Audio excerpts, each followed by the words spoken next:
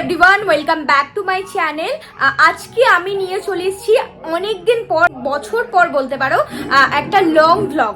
তো mini vlog তো আমি পোস্ট করে থাকি, কিন্তু আজকে নিয়ে চলে এসেছি একটা পুরো লং একটা ভ্লগ হতে চলেছে। কারণ আজকে হচ্ছে আমার মাসির বাড়িতে হচ্ছে কালী পুজো রয়েছে। আর কালী পুজো মানেই কিন্তু ফ্যামিলি মেম্বার্সরা একসাথে হলে যেটা আর কি হয়ে থাকে, মজা আড্ডা সমস্ত কিছু মিলিয়ে কিন্তু পুজোর জোগাড় থেকে শুরু করে সমস্ত কিছু আমি এই ভ্লগটার মাধ্যমে কিন্তু তোমাদের সাথে শেয়ার করে থাকবো। তো চলো তাহলে পুরো ভ্লগটা দেখতে থাকো।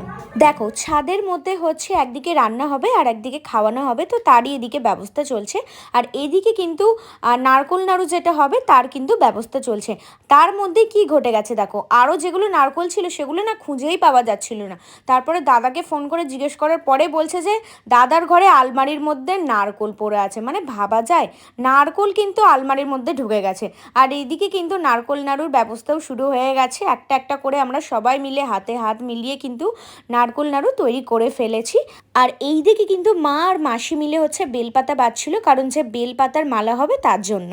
আচ্ছা গাইস, এই দেখে নাও, এই চলে আসছে হচ্ছে 108টার বেলপাতার মালা, যেটা হচ্ছে মা পরবে। এটা কিন্তু আমরা বাড়িতেই বানাচ্ছি। আমরা কিন্তু প্রত্যেকটা কাজ হচ্ছে নিজেরা মিলে মিশে এখানে বাড়িতেই বানাচ্ছি। আর আমাদের ভীষণ ভালো লাগছে প্রত্যেকজনের এরকম নিজেরা নিজেদের মধ্যে কিন্তু কাজগুলো সব ভাগ করে নিয়েছি।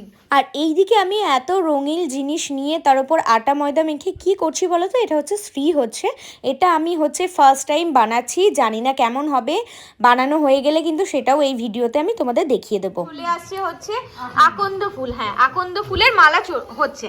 আর এই হ্যাঁ, জবার মালা হয়ে গেছে। আচ্ছা, ঠিক আছে, এই মালাটা এখানে হচ্ছে। আর এই দিকে বানানো হচ্ছে শ্রী।